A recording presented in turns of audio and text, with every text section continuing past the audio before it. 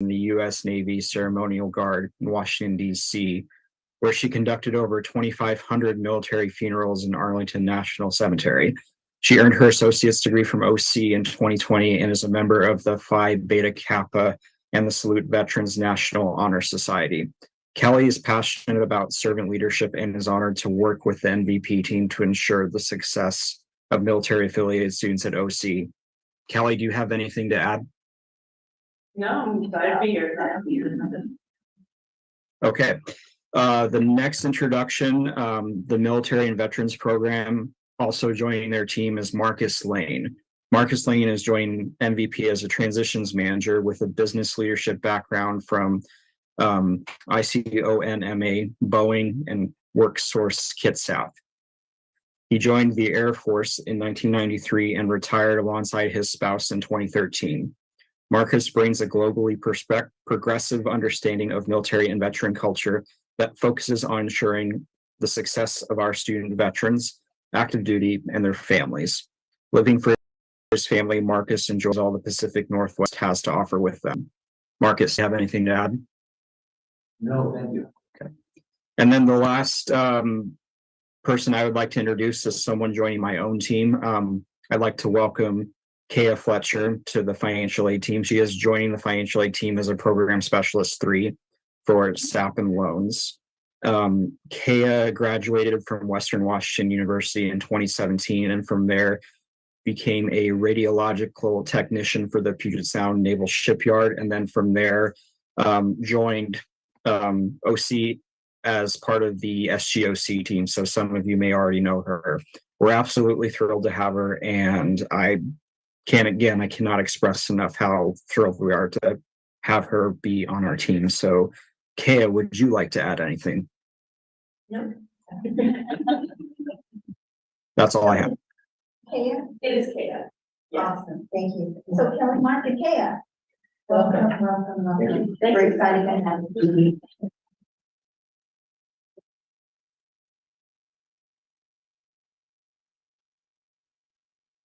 Here we also have Don Weber from advising, who will be introducing a new employee.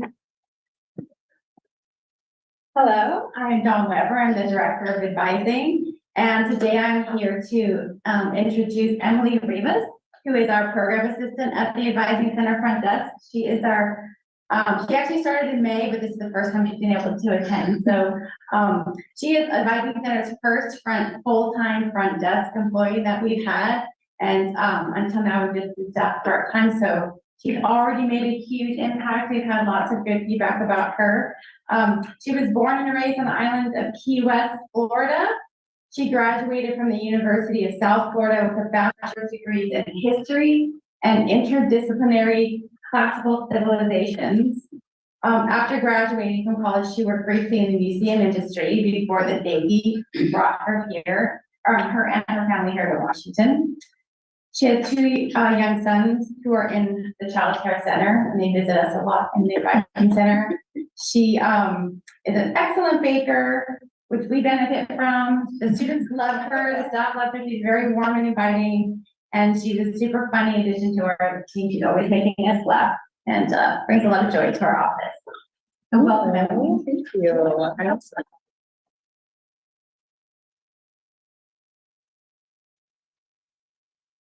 For any other new employee introductions that I'm not aware of? Okay, Anna, thank you. Got Anna from Financial Aid Outreach. Long walk. Okay, so let's see. Okay, so I'm introducing a new member of our financial aid outreach team, Sahara Jackson. So Sahara Jackson is a member of the financial aid outreach team at Olympic College, where she conducts community outreach to better equip our high school seniors and young adults with financial aid know-how. Sahara Jackson is a Navy veteran. She served as a linguist in America's Fleet. After her enlistment, she attended Jackson State University and HBCU, where she received her Bachelor of Arts in Studio Art. I need to see some of her art. I'm very excited about that. From there, she worked with the Department of Revenue for both the state of Mississippi and for Washington State. Craving a change of pace after that, Sahara put her boots to the pavement again, to work for the Puget Sound Naval Shipyard as a ship fitter for PSNS's Shop 11.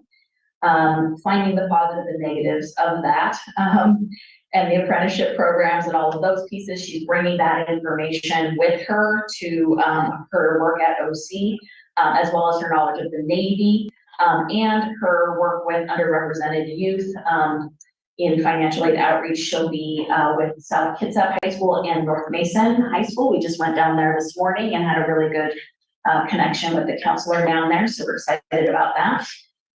Sahara speaks Spanish, which is going to be super useful down there in North Mason.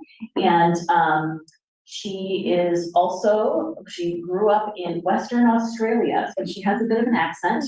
So if you hear her talking, you'll be like, oh, now I know where she's from. Okay. Would you like to add anything, Sarah? No, I think that's okay.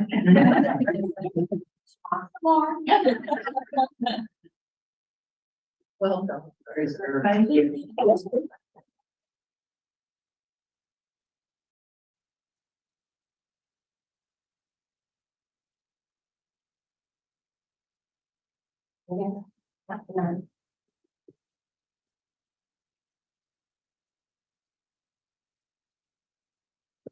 Hello, Board, Chair Bryant. I'd like to introduce 3 new tenure faculty, and one of them has to get back to class, and they're online, so I'm going to go ahead and get started. Thank you.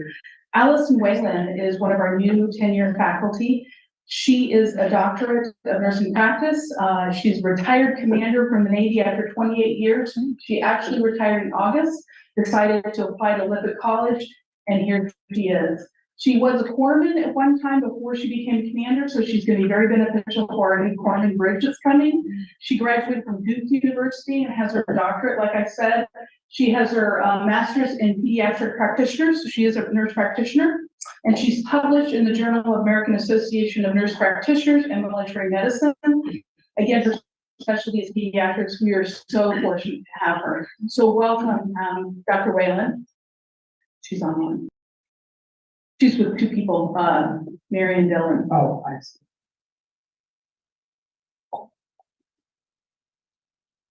Thank you, Dr. Nye. Thank you to the board for allowing opportunity. All right, second I have Mary and Dylan, who actually is on with her, and they're both kind of teaching, so we're trying to fit this in. Mary Ann Dillon actually comes, she has her master's, she's a new tenure. She has over decades of experience in perioperative care. She graduated from the University of Washington in 2022 with her master's, and has a BSN from Seattle University in 1990. She is a Sigma Theta Tau member, which is our honorary society, and she volunteers in India. Welcome, Mary Ann, we're lucky to have her. Thank you, Mary, good for this opportunity and to work with such a great group. Thank you. Last but not least is Chris Litton. She actually, unfortunately, is actually working right now with students at St. Michael's, so she can't be here. I told her to use her phone if she had a chance, but clearly she's helping students. So she is a tenure faculty. She has experience in oncology and the medical surgical area. She comes to us from relocating from Orlando, Florida. She most recently is an educator and has been certified in medical surgical oncology unit. And she has her BSN from the Advent Health University and a master's from the Grand Canyon University. And she's, like I said, a certified oncology nurse. She's also a member of Sigma Theta Tau, which is our honor society. So in spirit, we welcome her. Thank you. Thank you.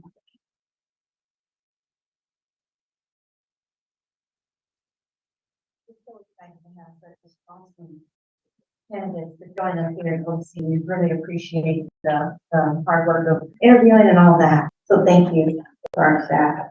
Also, we're going to move right in. Well, we have one more. I apologize. We have one more. Jane from Board First. Yeah. Good evening. I have 2 staff members that joined the Lippitt College Work First program. We have Tiffany Alwinger. She's our program assistant and responsible for student engagement at Lippitt College. So every week we have to submit time activities to DSHS, and she is responsible for that. She received her degree from Eastern Gateway Community College, and it's the Applied Business Paralegal. Before that, she also received her certificate in nursing assistant program from Remington Community College. She also attended Olympic College years ago, prior to moving out of state. She loves working with the workforce program and getting to know her students. And tonight she couldn't join us. She is actually at a Girl Scout troop. Hopefully one day you'll get to see her. The second person I want to introduce is Teresa Gorham. She might be in Zoom if she's available. Teresa is our program coordinator responsible for our weekly orientation with Work First.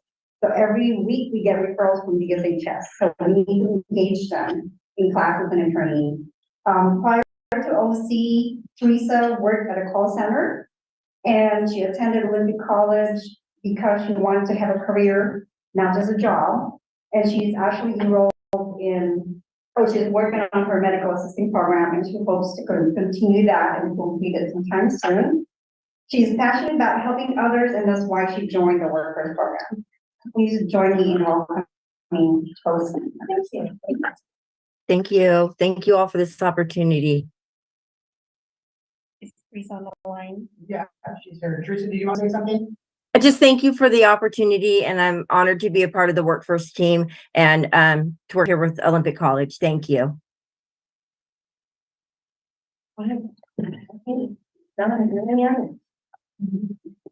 One once. No more than I'm aware of. Okay, thank you, thank you.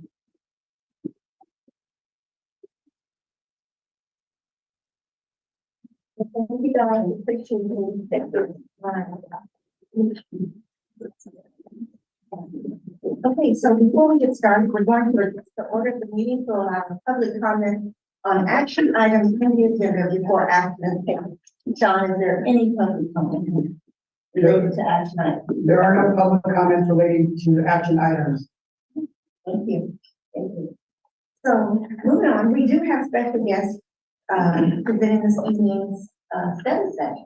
So we're super excited. On behalf of the Board of Trustees, it is my honor to welcome Western Washington University President Sabah Brand. I almost got it. I want to thank President Sabah. That's totally fine. But I also want to welcome Brad, Becca, Holly, and our Paulsville City Council member. So with that, So I'm not aware of the protocol. You want to come to the podium or whatever you want. whatever works for the board. Yeah. Either one.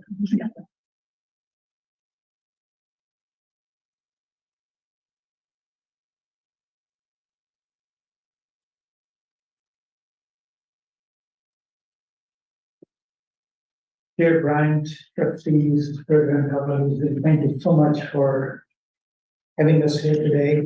We really appreciate the opportunity to share a little bit about Western's journey with Olympic and our vision going forward. Again, a sincere appreciation because, we really value the partnership we have to expand access to post-secondary degrees and get some peninsulas. I also know Chair Bryant and some of you were present when the Western Board of Trustees met in August in Paulsville.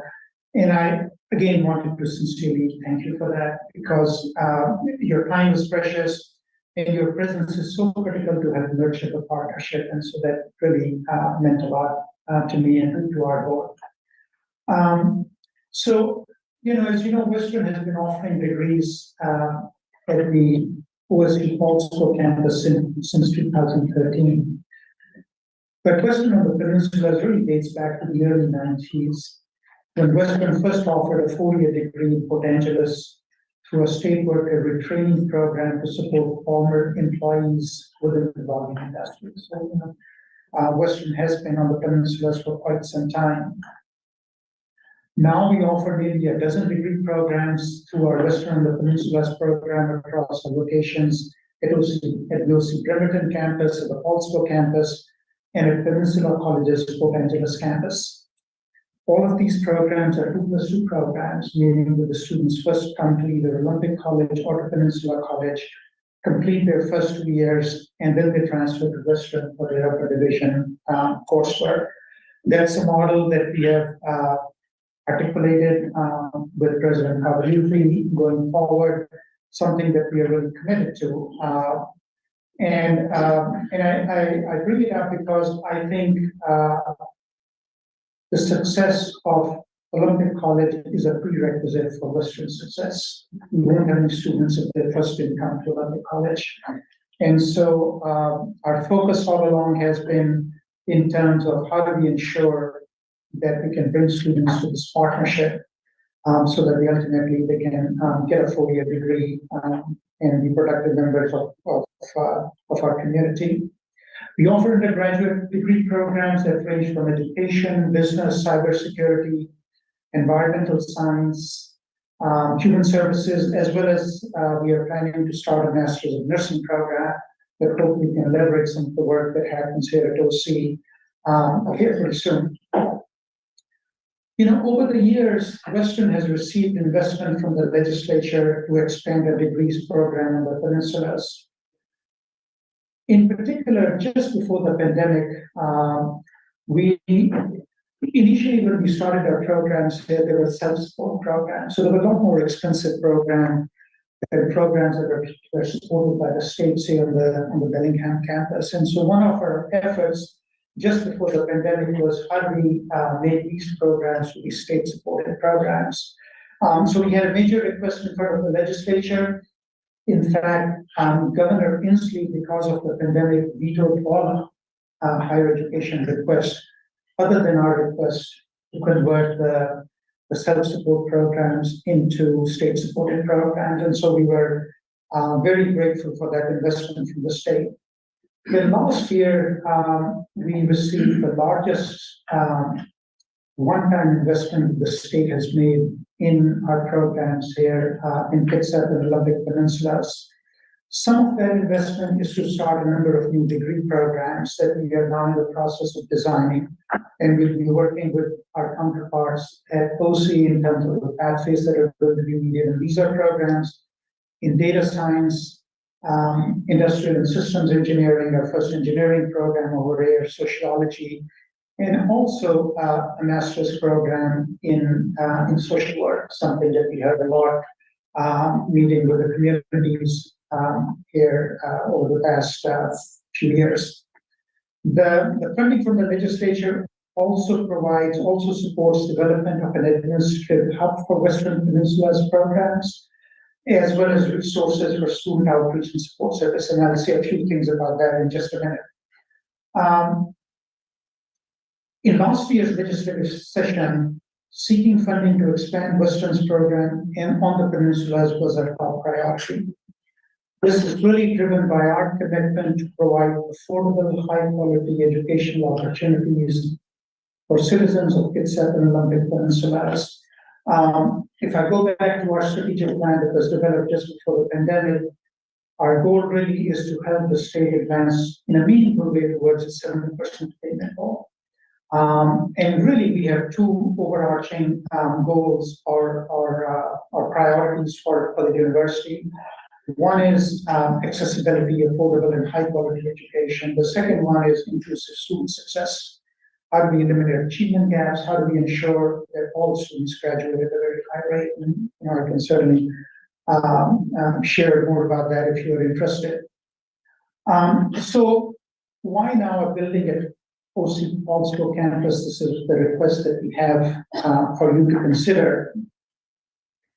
So we also recognize, first of all, that expanding educational opportunities for residents here in Kitsap and Olympic Peninsula is different than a typical expansion of programs in other places because it represents a very large geographic area and it represents a very distributed population.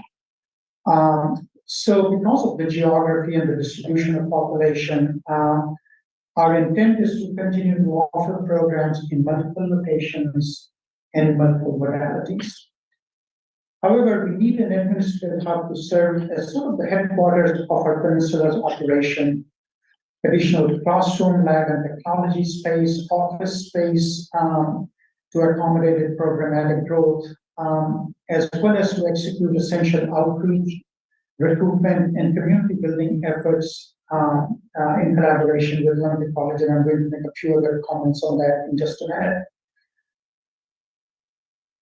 So as a way in particular to emphasize our partnership with Olympic College, rather than creating a separate campus from OC Ballsville, from a student perspective, it seems that it's much more seamless, much more effective if we had a building that is co-located on the OC Ballsville campus along with OC's existing and future plans for infrastructure over there.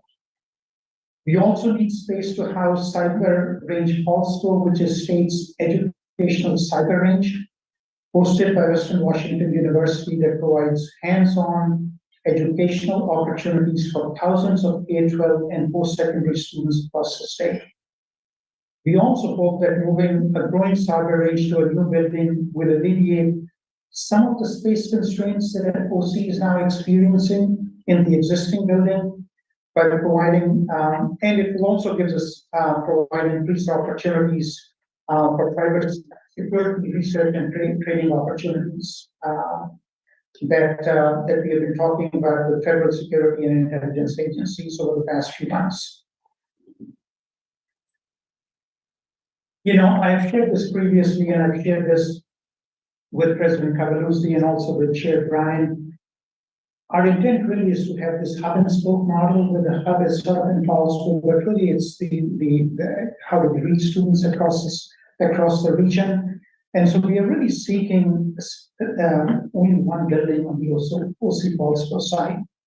Our plan is to advance sort of the distributed model. We are already having conversations with Navy operations, with the tribes, with other nations, really with the intent to meet students where they are, rather than having them come to a particular site. And as I understand from President Cavaluzzi, that OC has emerging space needs, and some of them perhaps maybe as early as next year. And so our request for this existing building, I hope, can alleviate some of those issues. It also brings a greater degree of urgency to what we are trying to do. And to this end, we have been working really pretty aggressively, if that's the right term, with the state and with the governor's office to see if we can get permission for a multi-biennial process. As you know, typically it's a 3-biennial process to get a new building. And so we are expecting that we can get it done in really half that time. And we have made excellent progress. So to that end, we are funding a pre-design feasibility study. The Board of Trustees, our Board of Trustees, Western's Board of Trustees, at its meeting last week, yes, that's not ago, but last week, gave the green light in terms of moving forward with the pre-design feasibility study. We have been discussing the plans with the governor's office, with the Office of Financial Management, with key legislators who write the state capital budget. In fact, I was in Britsville talking with Senator Shessler, who's the co-chair of the Senate Capital Budget Committee a couple of weeks ago. And we have their strong support in terms of moving forward. Our plan is to request construction funding next year in 25. And as you can see, this is a pretty expedited process. And I hope that in the long term will also benefit OC as much as it benefits us in this particular process. This will, in fact, be our only capital request to the legislature next year. So we'll have requests in terms of regular maintenance and classroom upgrades, but in terms of new infrastructure, we will be deferring requests from the main campus until we get this project approved. At the same time, we're also pursuing federal funding. We've been talking with Congressman Kilmer and others, particularly to support cyber range operations. We've been talking with the conversation with KeyCorp and other naval bases here, in terms of their participation. So I'm really excited about the project. In closing, what I really want to reiterate is our strong commitment to partnership with Olympic College and to working together with all of you, really, at the end of the day, to expand educational opportunities for citizens of this region.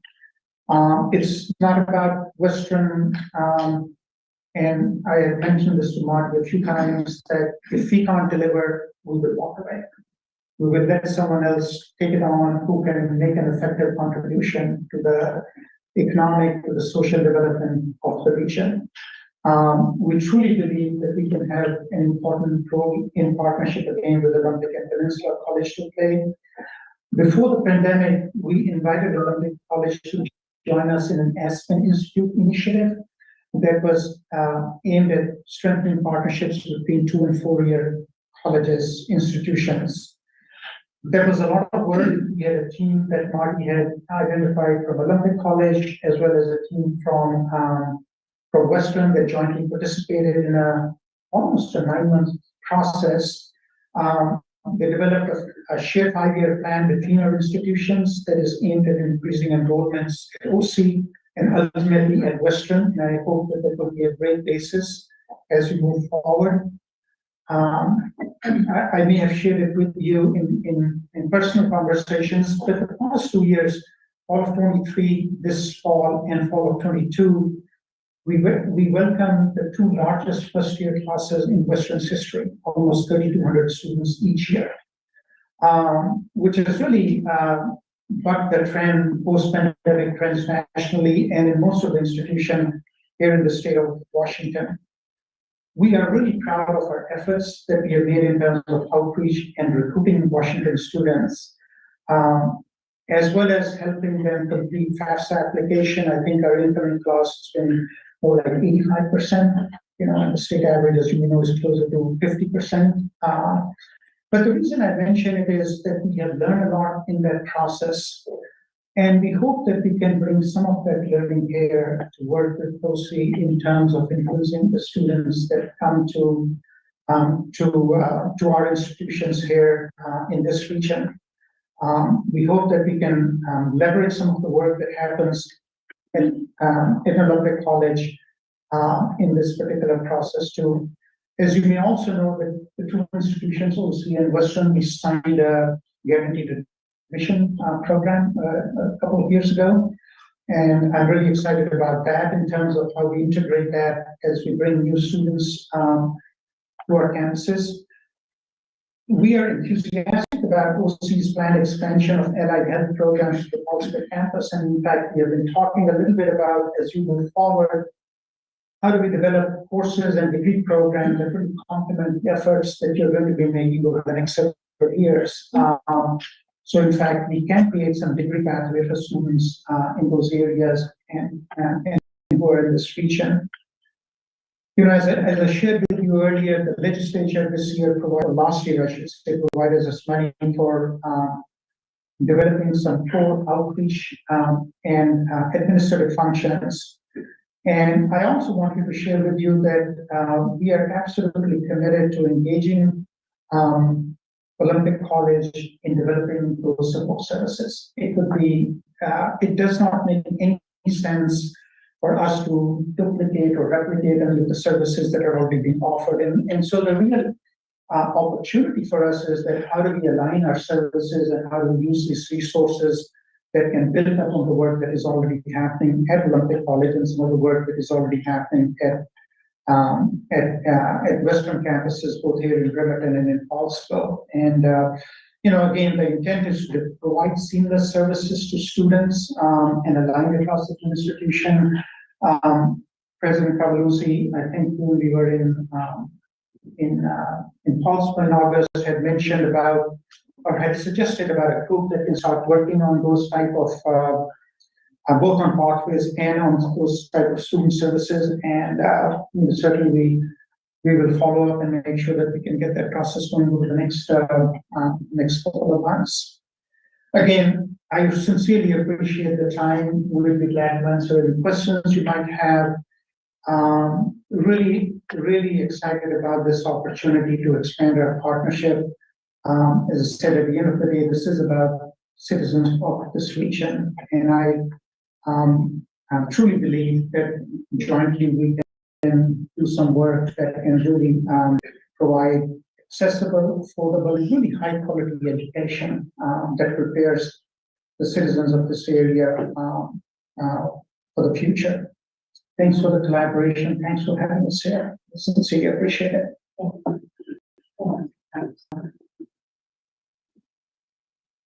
Okay, moving forward, I have a couple questions. Yes, I have a question. Sure. I wanted to know what are the safeguards in place to protect Olympic College in case Western decide to change its plans?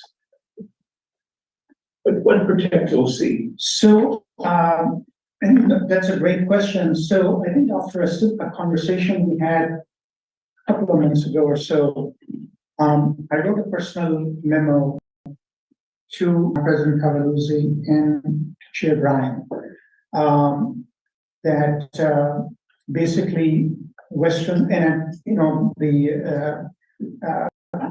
Senator Hans and other people were copied on it, so it's totally transparent and open, that our plan is to only have one building on the campus.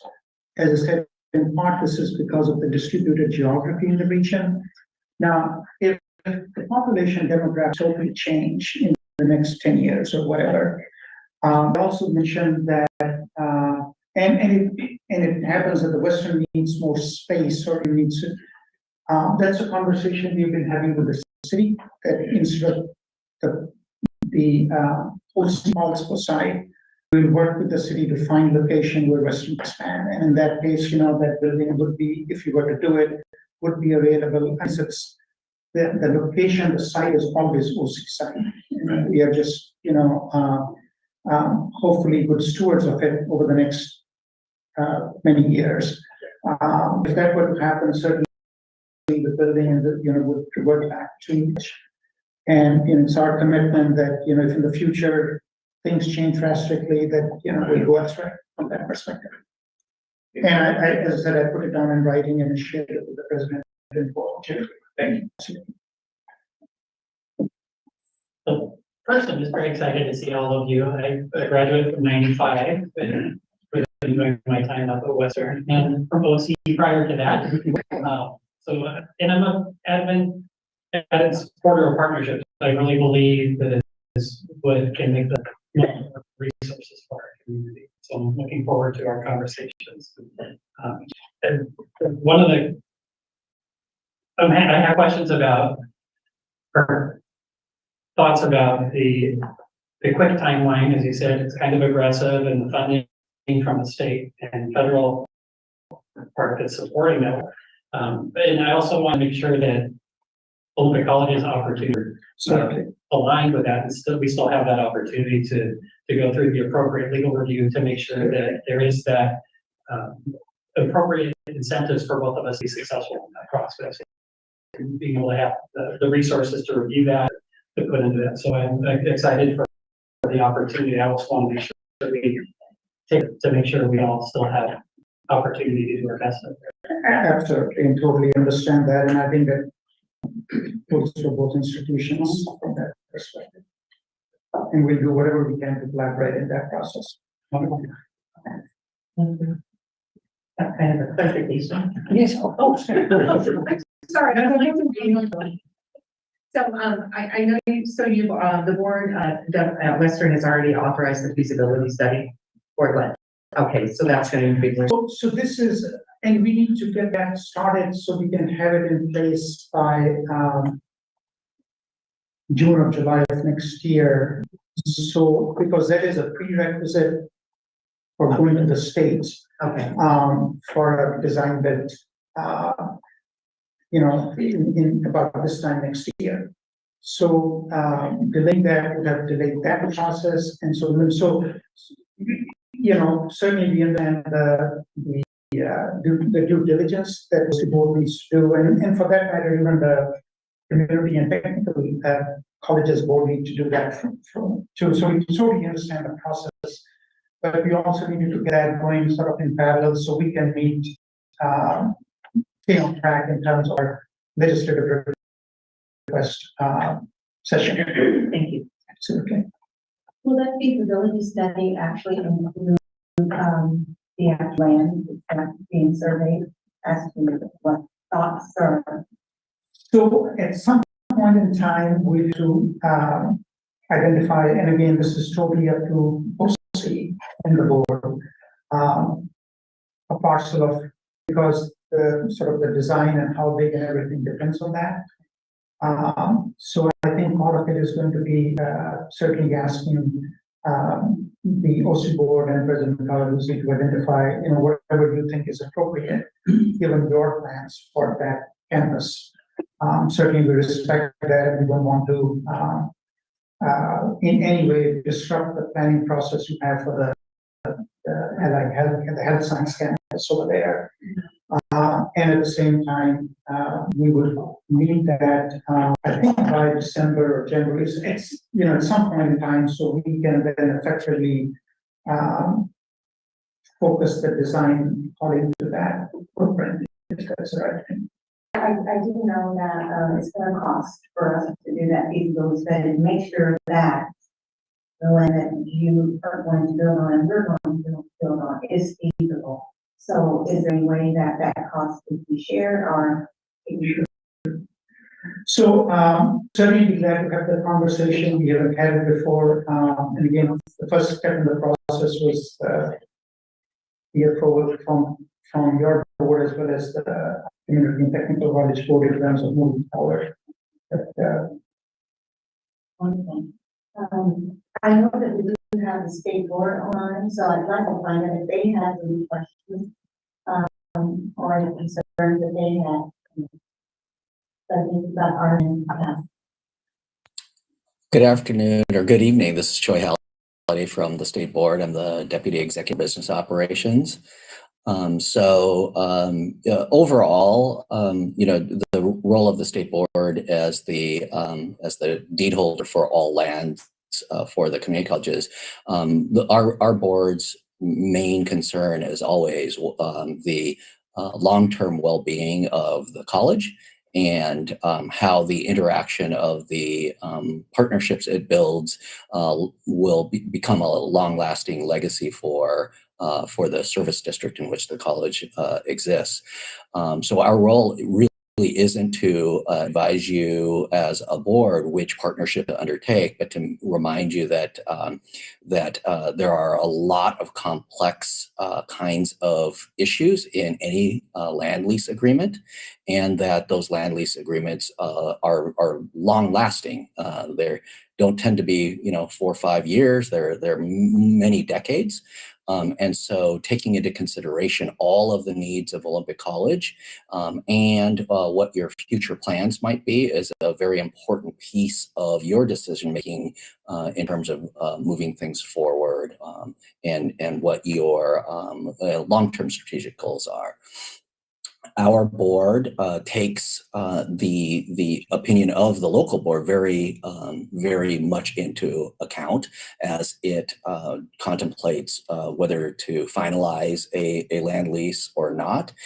So the debate that I'm understanding that you're internally taking part, and the conversations with Western as a good educational partner for Olympic College, all of that will be part of the conversation that our state board will have when trying to finalize the lease agreement itself. Thanks, Chair Bryant. Arlen Harris. I'm the Government Affairs Director at the State Board for Community and Technical Colleges. And often I had the honor and privilege to work with Becca Kenneshank, who is in the audience with Western Washington University for many years now, and individual that I highly respect and admire. We talked to the same legislators, and there's a great interest from the legislators on the peninsulas about furthering educational opportunities for in these remote areas. I think happy and excited to listen to the partnership conversation today, and see, from my position to support Olympic College, especially in working with Western Washington University moving forward. And thanks for giving us a couple minutes today. Appreciate you. Thank you. All right. No, any other questions? Okay, great. Thank you. Thank you. So at this point, I would like to change the order of the agenda and move to act item number 4. Under information and act number 4, a vote on the Olympic College resolution for lease with Western Washington. And I would like to ask Dr. Orange County to make that presentation and introduce that. Thank you, Chair Bryant. Chair Bryant and OC trustees, in your packet, you have an information item recommending the approval of the resolution to support the lease with Western Washington University. I'm going to read 2 paragraphs from that information item, which is the justification for this. Western Washington University intends to request funding for the design and construction of a new academic building on the Olympic College Polo campus in the state's 2025-2027 capital budget, and Western Washington University recently issued a request for qualifications to begin this work. Olympic College's continued collaboration with Western Washington University on the Paulsbo campus will result in institutional benefits and opportunities to Olympic College, the Paulsbo campus community, and prospective students statewide. Olympic College and Western Washington University mutually agree to pursue a ground lease agreement that allows for location of the Western Washington University Cyber Range Center in a single building to be constructed by Western Washington University at the Olympic College Paulsbo campus. All terms within any proposed ground lease agreement shall follow the State Board of Community and Technical Colleges requirements, policies, and state regulations. Any proposed ground lease agreement is subject to review and a discretionary approval of the Olympic College Board of Trustees and the State Board of Community and Technical Colleges. And now, attached in your packet, the actual resolution for the board to consider. Thank you. Appreciate that. Do I have a motion?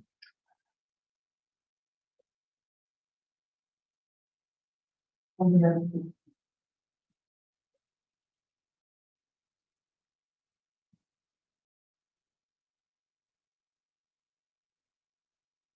there, it's all the way in the back. Just a few.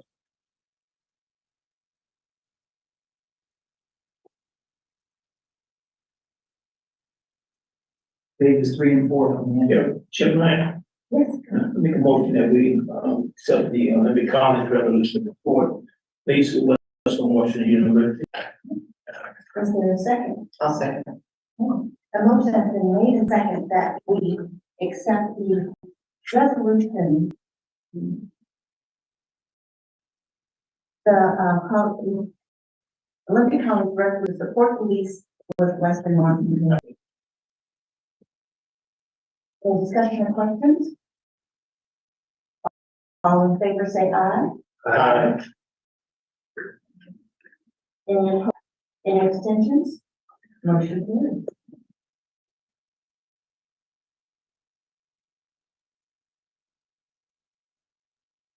Thank you, Dr. Clark. Thank you very much. And you're And coming over and joining us, the board to stay, or I know you've got a long ride back home, so. thank you very much, really appreciate it. Thank you. Thank you, Mike. Okay, we'll talk soon. Thank you.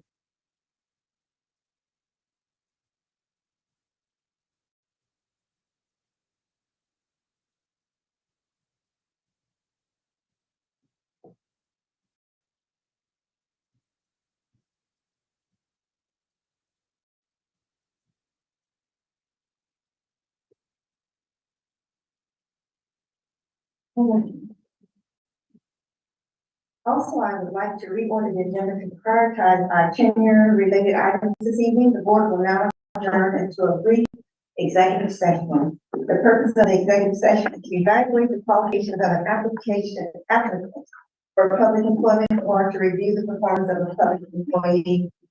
The executive session will be about 10 minutes, and at which time it will either be concluded or extended after that. So, thank you.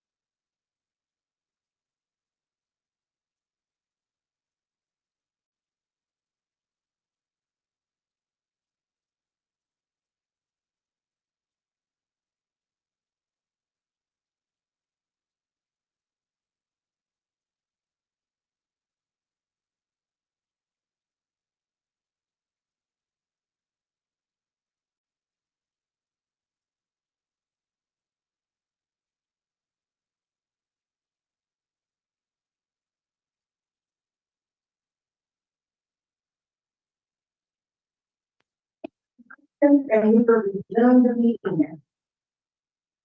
We have a question item. Martin.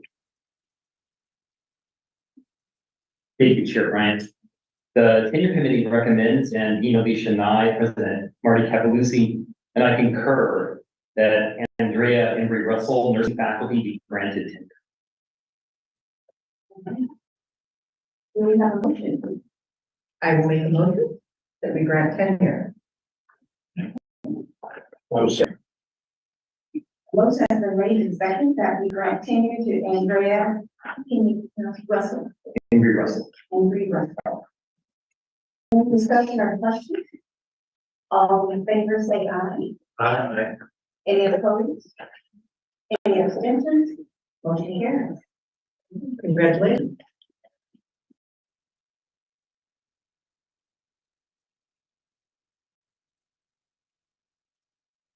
Thank you, Board Chair Bryant, for the approval of Andrea Embry Russell as new tenured faculty. I am thrilled. I can't say enough about Andrea. Number one, some of you don't know, but she was my student many years ago. And now to see her grown up and working is amazing. So I want to say a few words about her. She went to, I want to talk about her education. She went to American Sentinel University with her Master's of Science in Nursing. She actually has an informatics focus, which is key and instrumental these days. She also is certified in healthcare simulation as an educator, which right now, if you know, the Nursing Commission is going for simulation and nursing programs. That is key for us. We wouldn't survive with somebody who wasn't certified in this. So we're really impressed with this additional support. I want to talk a little bit about what she's done over her tenure process, because that's why we're here. She teaches in the practical nursing and the associate degree nursing programs.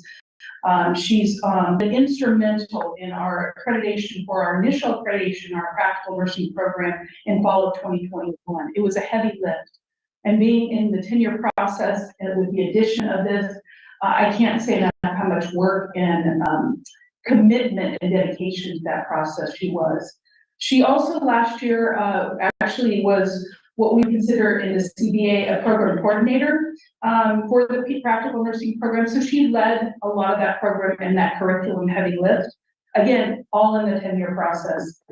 She also took on an addition last year. We had a situation where we have a faculty member to teach a course that she had never taught before. She immediately stepped up and said, I'll help. And that's who she is. So I just want you to know how committed she is.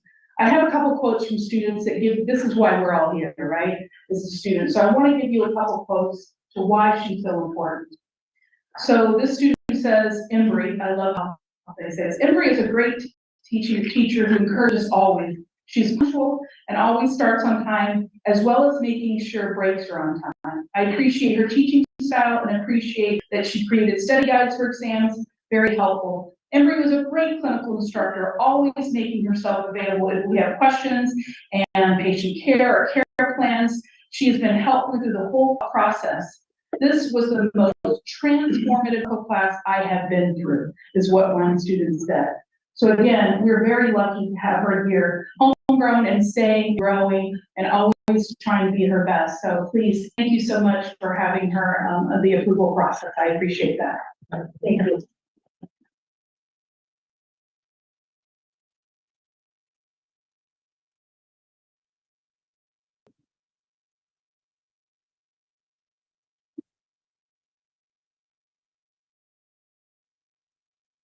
Please, for everything, and mostly I want to thank my tenure committee. It was really hard to start this process in the middle of the pandemic. My first, as I started as a full-time faculty in fall of 2020, and I've been at OC since 2016, working as a lab resource nurse. So I really just enjoyed this process. I felt very supported and really appreciate all the support I've gotten. So thank you very much. Thank you very much.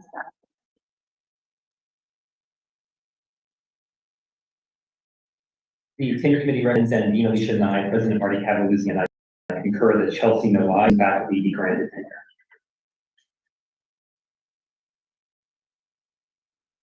We have a motion.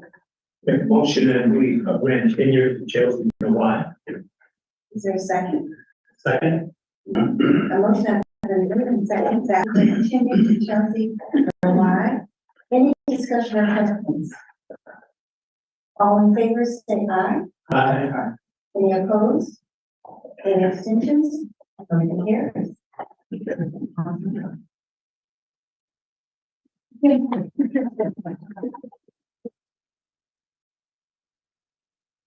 Thank you so much again, Board Chair Bryant, for this approval process with Chelsea Noy. I want to speak a little bit about her as well. They all three started together, so I feel like they're kind of a group effort. Chelsea Noy actually teaches in our associate degree program, and she's been instrumental in several new processes over her tenure process. So she isn't just checking the box, she's actually deep diving, saying, there are some areas that I think that we could improve, and that's what we want. We want somebody able to see frankly and help us in moving forward in certain things. So I want to give her credit for, in particular, our clinical evaluation tool that we evaluate students during their clinical. She was instrumental in raising her hand and saying, I think we need to relook at this. And so we've now changed that process. We're able to implement it, and it's really made a world of difference. So I want to commend her for that in her tenure process, being able to make change happen. She teaches in several of our courses, our lab courses, from our first quarter ADN students to our clinical. She loves clinical. That's one of her passions. She took on a new role as a faculty in teaching the professional role development for our first quarter, really nervous, anxious students. She seems to calm them down and they have a feeling like, oh, it's gonna be okay, I'm gonna get through this. She also graduated with her master's from Western Governors. That's her background in education. She also is a preoperative nurse, emergency nurse. She's had a wealth of experience before she came into academics.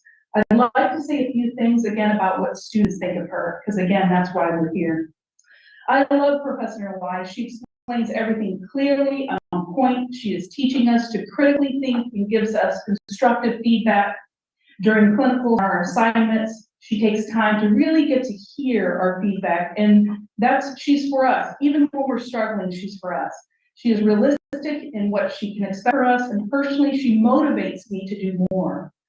I don't feel intimidated by her, and it allows me to interact with my patient as I would if I was not observed and graded. I am not nervous, and I can take care of my patients with ease without rush. Again, these are students who find Professor Noy creative and innovative and integrate evidence-based practice into their discussions. So please, thank you so much for your approval. We are very lucky to have her.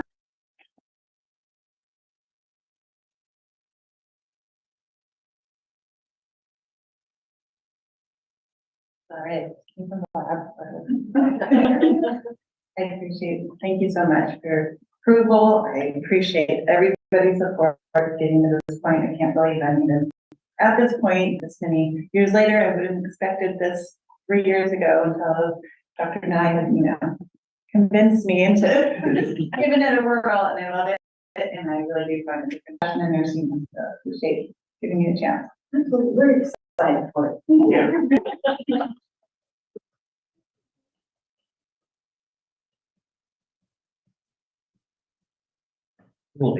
The tenure committee recommends, and Leisha and I, President Marty Cavaluzzi and I concur that Rebecca Schultz, nursing faculty, be granted. All right, do we have a motion? I move we grant tenure status to Rebecca Schultz. Can I get a second? I'll second. A motion has been made and seconded that we grant tenure to Rebecca Schultz.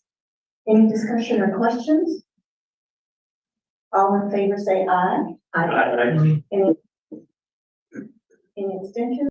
Motion carries.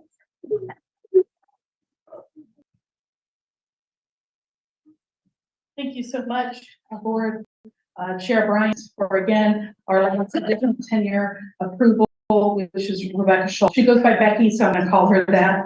I want to say a few things about Becky. She is, again, one of those bright lights. I think students feel like she's the mama bear, I think they would describe her. She is a protective sort of feel to the students.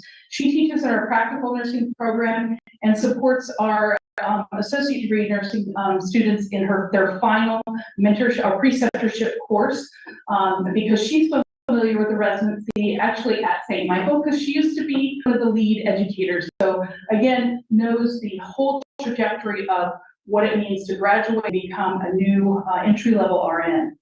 She graduated from, I want to get this right, because she's actually going to be finishing in spring.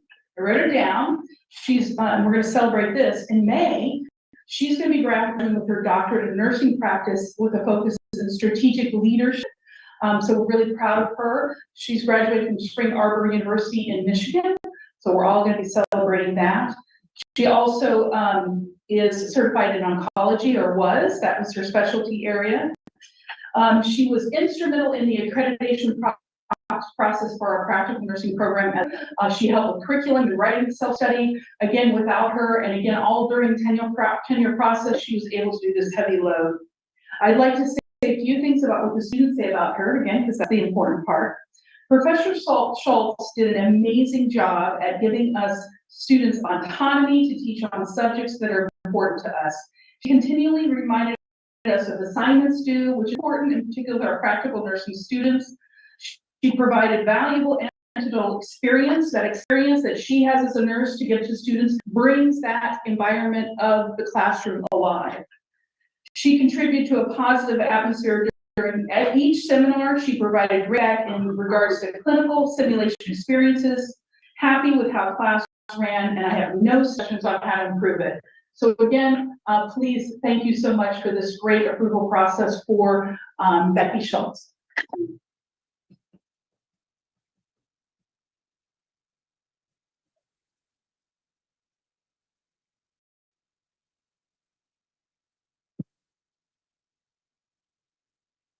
Chair Bryant, Board of Trustees, Dr. Cavallini, thank you so much for this privilege, and I want to thank Dr. Nye, Dr. Cook, Dr. Wareham, Beth Gill for serving on my committee endlessly and tirelessly. I felt so supported by you all, and a special thanks to Beth Gill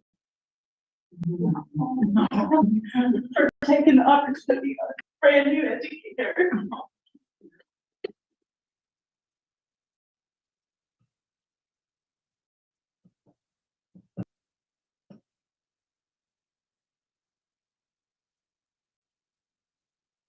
Board, with your permission, I'd like to just speak a moment about tenure and about the candidate.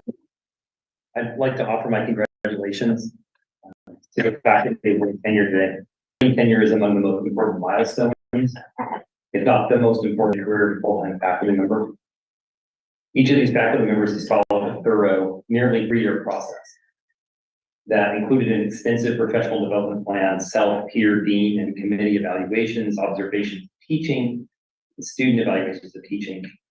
Faculty are at the heart of our mission to offer quality education and support so students meet their educational goals. Great faculty teaching in disciplines and programs such as nursing represented today are critical to the success of Olympic College in many ways. And I just wanted to name a couple of those. Their excellence in the classroom shown through high academic standards, high levels of support, and inclusive, equity-producing pedagogies helps students persist, thrive, finish, so that they earn their certificate or degree.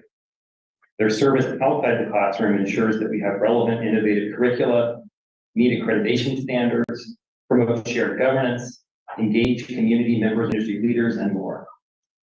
Their passion for their work is contagious, and I think you saw some of that even tonight. We often think about successful marketing as clicks on Facebook ads or visits to the website, and that's true, Sean. But nothing markets OC like students and alumni who tell their friends, family, and employers about the powerful learning experiences they have here. So tonight we look forward to the careers of Professors Embry Russell, Nawai, and Schultz, and celebrate with them their achievement and their commitment to student learning and success.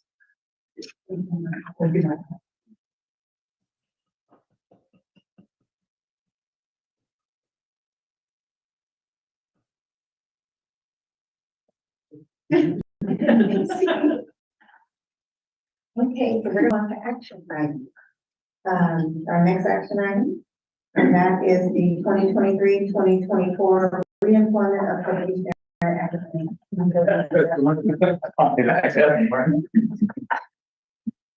Okay, Chair Bryant, the tenure committees recommend, and President Cavaluzzi and I concur that the attached list of probationary tenure track faculty be reemployed during the 2023-2024 academic.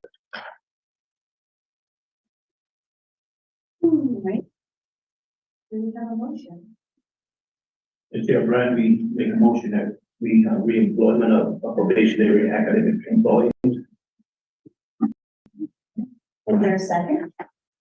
Second. A motion has been made that we approve the reemployment of the listed probation and academic employees for the 2023 through 2024 year. Is there any discussion or questions? All in favor, say aye. Stephanie, go on.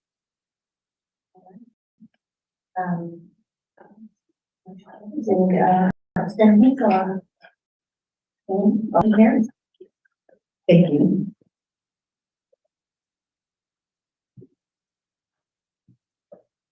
And yeah, we will now resume with our agenda as presented. So moving on to the business meeting portion of the agenda, do any of the trustees have anything to report? I have one thing to report. In the end of September, Martin Parkman and Dr. Nye came and met with the health clinic director and I at the Fort Galveston Slalom Tribe and had some discussion about further partnership with the tribe, whether it be through nursing or some practicums. And they also toured the facility. I had to leave for another meeting, but I left them in good hands with the health clinic director, Julie Sullivan. And we look forward to the tribe's forward partnership with OC.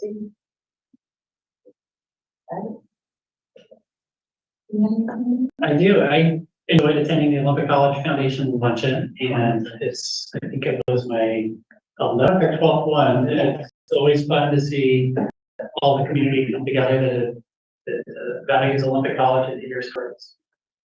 It was a good event. And also, a few of us, I enjoyed getting to know some of our trustees better and learning more about the role of a trustee at our Association of Community College Trustees, which was a good opportunity to watch it trustee role. Also attended the ACC today, this past week. Enjoyed the learning in different ways and different things about a trustee that really help us to do our job in that way. Thank you so much. And also attended the community luncheon. It was very good. It was a good event. So, thank you. So now we're going to move on to trustee Coleman will now be leading a review of the two board policies. Trustee Coleman. Yeah, thank you, Chair Brian. I will be leading the review of two board policies this evening. Policy 100-12, Board of Trustees Self-Evaluation Commitment. And policy 100-4, Legislative Matters of the Board of Trustees.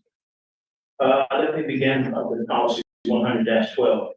This policy is a straight and states the Board of Trustees will regularly conduct self-evaluation process to determine board effectiveness and to demonstrate its constituents that it carries out its responsibilities in an effective and efficient manner. And this policy is in alignment with that of similar policies from other system colleges, namely Centralia and Highline.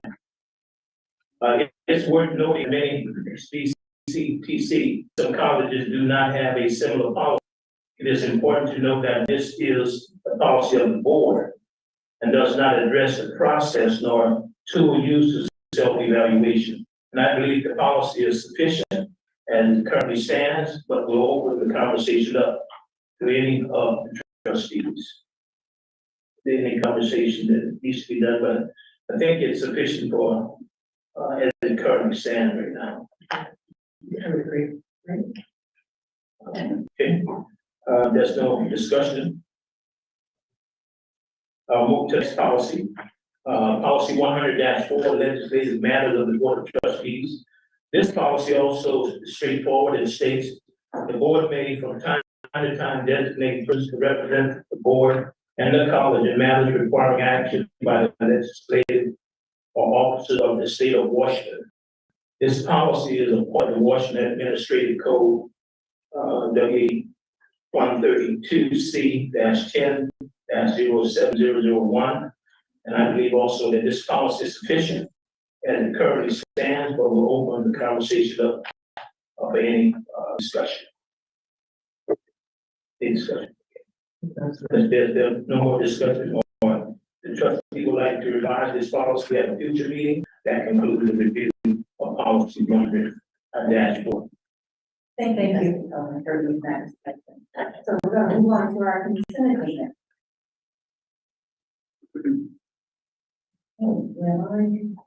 Approval of the draft minutes for September 19, 2023, regular board of trustees meeting. Do I have a motion? I'll make a motion that we approve the minutes from the September 19th, 2023 meeting. There's a second. Second. Okay, a motion has been made and second to approve the draft minutes of the September 19, 2023, regular board. Any questions? All in favor, say aye. Aye. Any opposed? Any abstaining? Motion carries. The next information item is, we have our yearly events calendar, and that's really fun.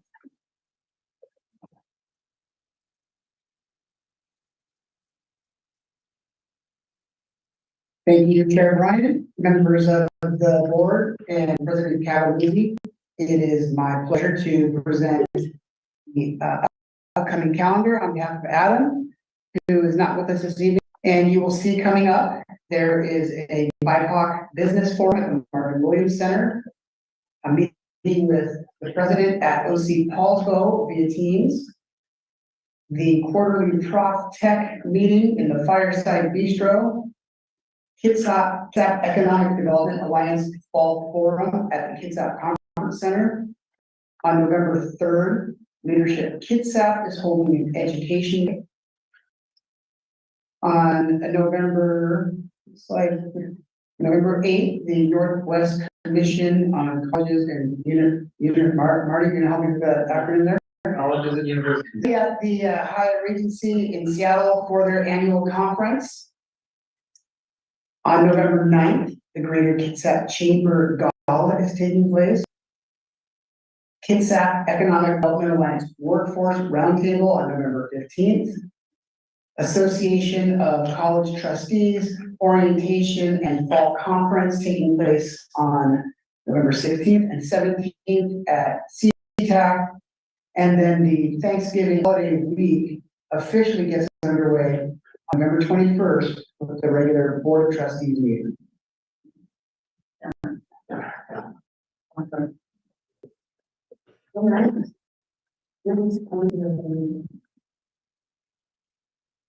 Another item is our budget. Any on 23.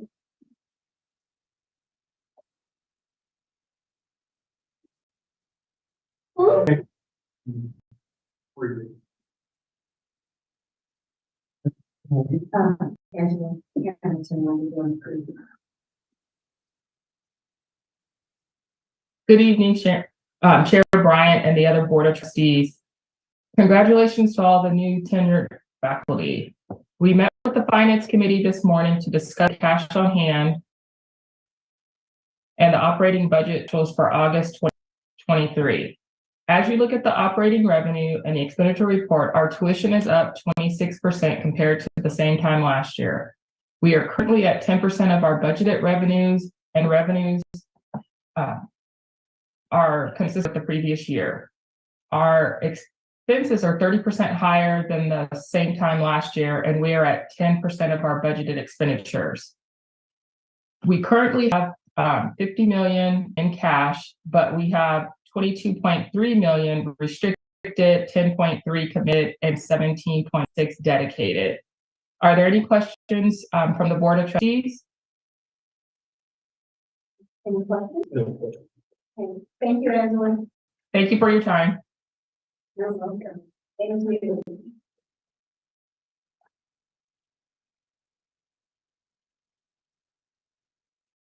Thank you, Chair Bryant. Good evening, members of the Board of Trustees. Before you and your information packets is an information item supporting the request for student fee requests. You may recall, you're not imagining, if you remember that we went through this process in the February-March timeframe. That's our normal cycle for reviewing and approving student fee requests. These two credit requests have come forward, and it is important to the college that they be approved in a timely way. As I mentioned, this is an information item.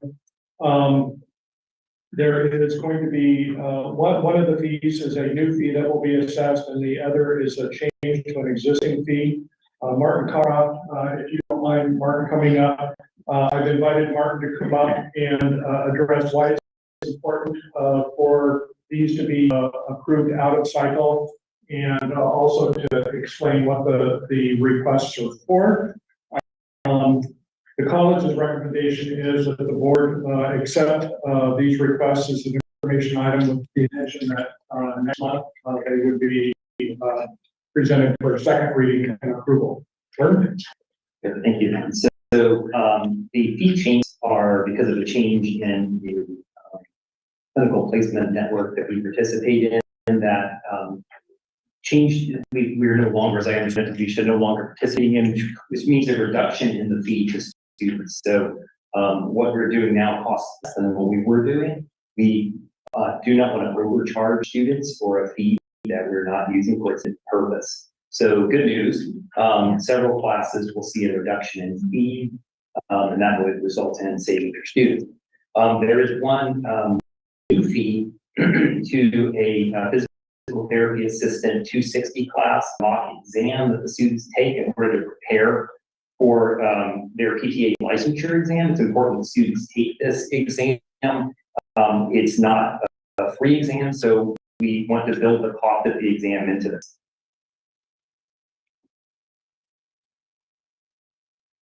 Any questions? Okay. Thank you. Thank you very much. Okay, moving on to our second item,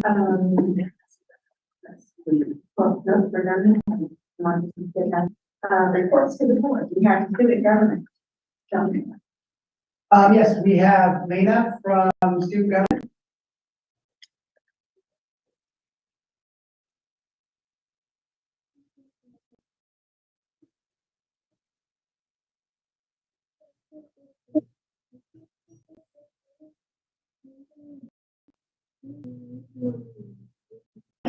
Thank you, Chair Brian, and members of the Board of Trustees for having me.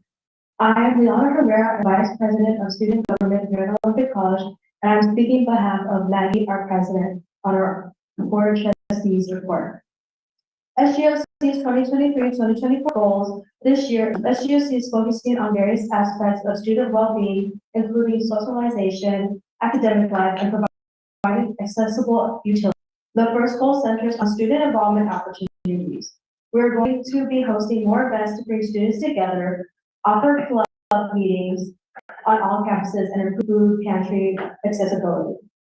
The second goal involves us planning to work closely with instruction and offering a variety of schedules for courses, as well as to be inclusive to non-traditional students at OC. This includes providing more morning and evening classes, in-person classes, ensuring reliable Wi-Fi, and creating quiet spaces for online students to attend Zoom meetings. Lastly, we aim to continue the spend down plan initiated by the previous SGOC. Some example projects include the wayfinding project, gender-neutral bathrooms, locker room remodel, and gym memberships for the Paulswell and Shelton campuses. Student Senate in the past month, Leona Rivera has revised the Student Senate handbook and promoted Senate at events SGOC has attended. Currently, we have 5 senators on the Student Senate, and we are ongoing recruitment for the academic senate. SGOC is still in the process of conducting interviews and reaching out to students for certain positions. The first Student Senate meeting is anticipated to be held before the end of October. Pantry Friendsgiving in the fall of 2023 2022-2023, SGOC released a survey and found that 30% of OC students experience food security. SGOC is in the process of relocating the Cheryl McKinley Food Pantry on the Bremerton campus to a more visible and accessible location. SGOC has provided Dr. Taga with a proposal to relocate the food pantry to the southwest corner of Building 10 and are currently waiting to hear the outcome of this proposal. We want to create a sense of belonging for all students and decrease the stigma around food security, which we believe this does.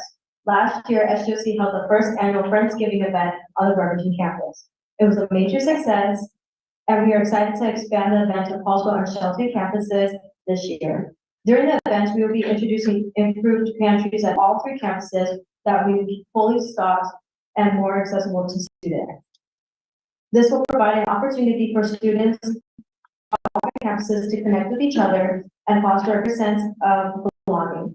The dates and times for the Thanksgiving events are as follows. Bremerton, Monday, November 20th from 1 p.m. to 3 p.m. Paulsville, Tuesday, November 28th from 1 p.m. to 3 p.m. Shelton, Wednesday, 29th from 1 p.m. to 3 p.m. The Director of Clubs and Student Life, Matthew Feed, has been working and raising awareness of clubs on campus, as well as establishing clubs. In our last executive meeting, SGOC chartered 1 new club. Now Olympic College has 22 different clubs. The first club conference was held on October 12th, where they discussed the logistics of the upcoming club fair spectacular. Matthew, along with the rest of the team, will set up a training system for club advisors that educates and prepares them on how to successfully run and maintain a club. In the past month, SGOC attended 3 events as the fall quarter. SGOC had a collaboration with the Multicultural and International Department called Resource Rally. This event has served 25 students in welcoming them to Olympic College and the SGOC department. The second event held was a town hall on the upper lounge of the BSC. The student representatives were sworn in and gave students information about what to expect in the school year. This event served 40 student attendees. Lastly, SGOC attended I2X and gave information regarding who SGOC is, student senate, tenure, and club fair. Do you guys have any questions? Great report. Thank you.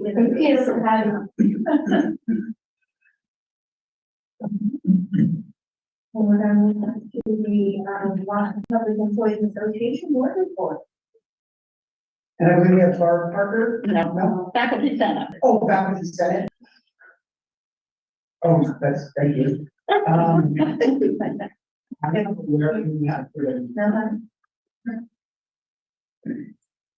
Lindsay Martin. It's usually harder or more if they had it before they open. Well, to the best of my knowledge, we do not have a report. Thank you, John. So now we will move on to the faculty senate report.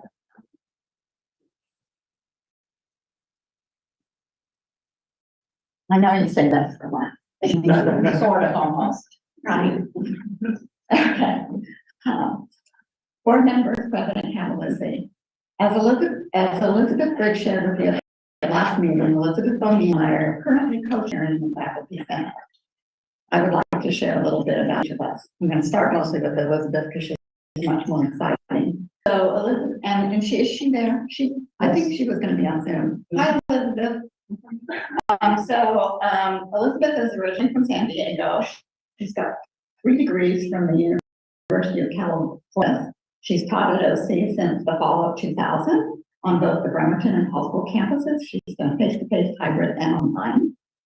She was part of the team that developed the Math Emporium program and was coordinator for the program for 10 years. She was an early adopter of OER. She served on many college committees over the years. I'm not even going to mention them because it's incredible.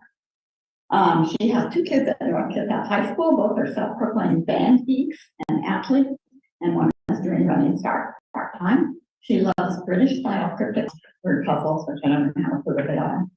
And she's currently trying to solve the mystery of what critter keeps pulling the water hyacinths out of her pond and throwing them about the yard. Sounds like a huge job, right? So a little bit about myself because you all know me. I've talked many times there. So I'm a military brat, I was in the Army, I traveled all over. I credit that with my ability to walk into a room and not find strangers because he was always transferred in January. I was the new kid all the time. I went to the University of Arizona, got a bachelor's degree in education, worked in the medical field for 35 plus years.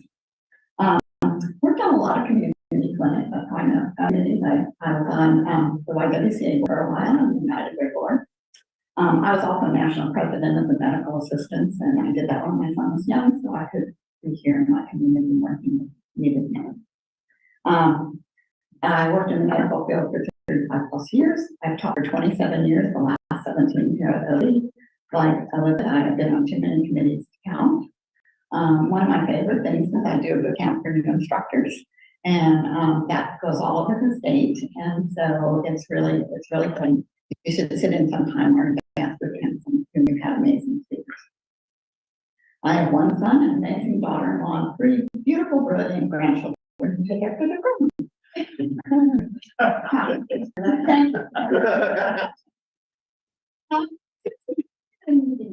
Coming up this Friday, I thought I would review our purpose from the charter, which was approved in February of 2021. The purpose of the Faculty Senate serves as the primary voice of the faculty in academic and professional matters. The Faculty Senate will provide the faculty with the opportunity to discuss and build consensus on professional matters of importance and to share in the governance of the college through democratization. So our meetings are open to all faculty members and everybody involved in the Olympic College community, which includes you all. So we would welcome a visit from any board members who would like to see upfront and personal what we do. I have to change my one of the first items on our agenda is to review the charter and update the membership. Our membership is still based on former divisions in an 83 organization. We still have BNT, we still have nursing and health care division. Thank you. I just have to point that out. These are all my peers now. And so the charter also has not been looked at since it was approved.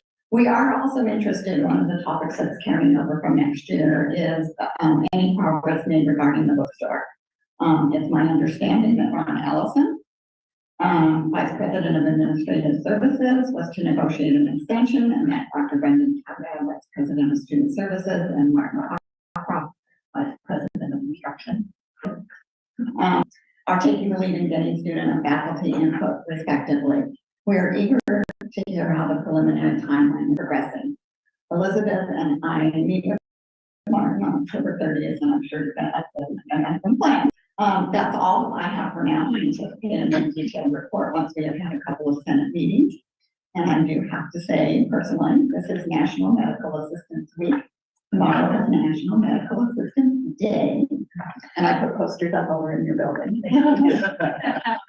And something that wasn't mentioned on the calendar, I don't believe, is that Women of Achievement is November 24th, and our own release night is going to be one of the Women of Achievement recognized contributions to education.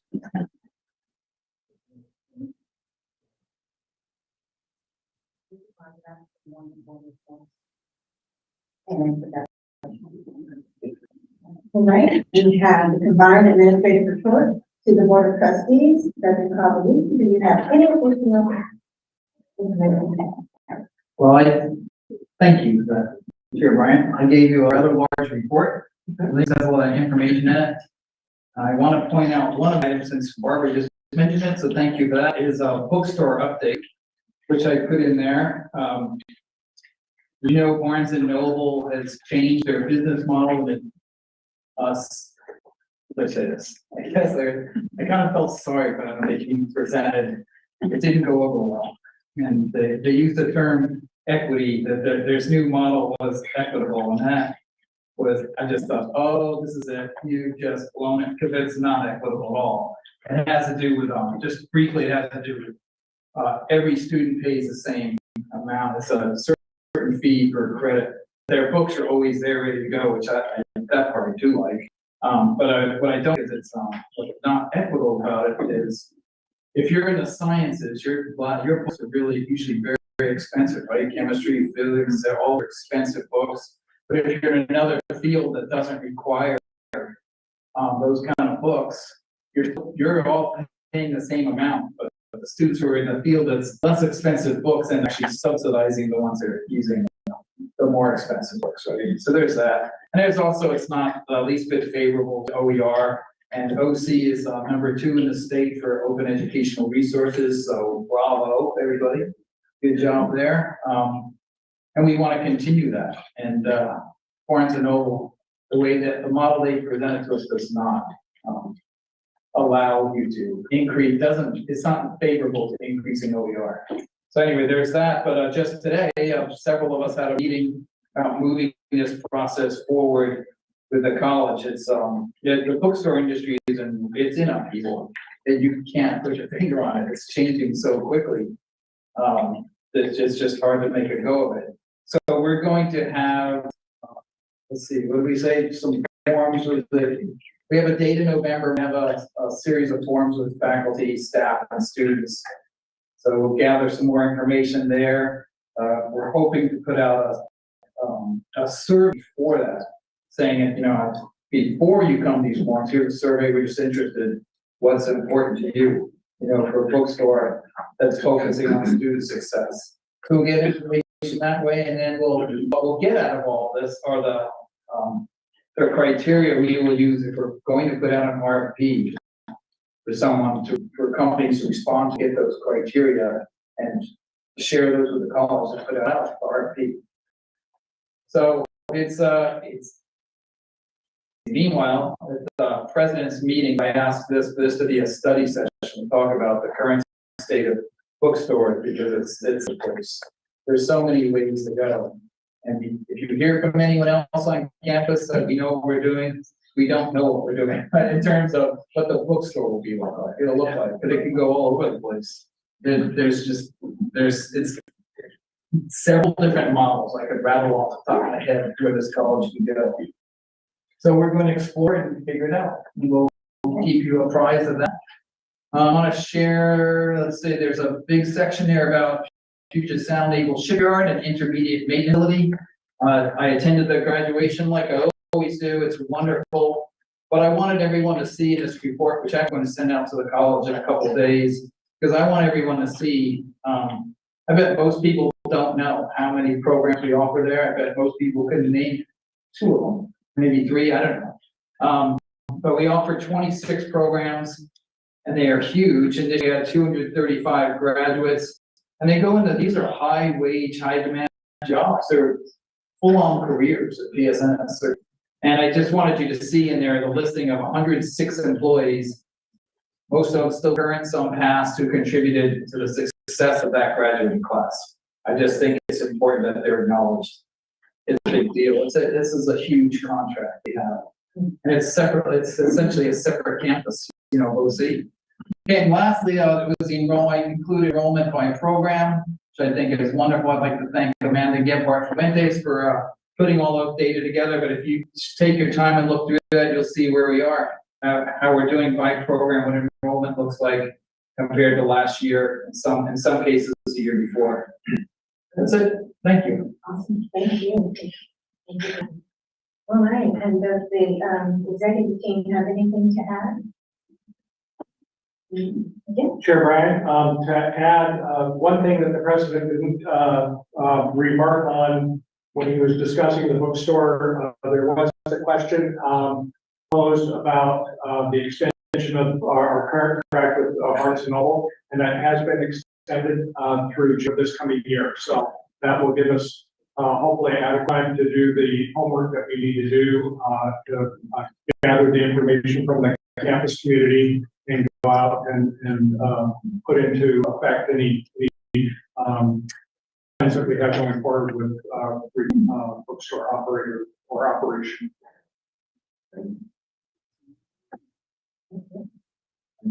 Anything else from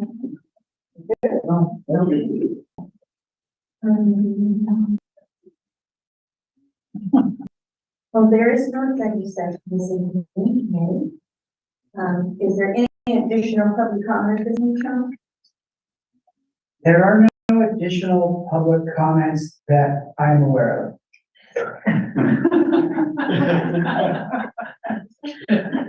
And I've been in contact with Adam on that, and I believe he would concur.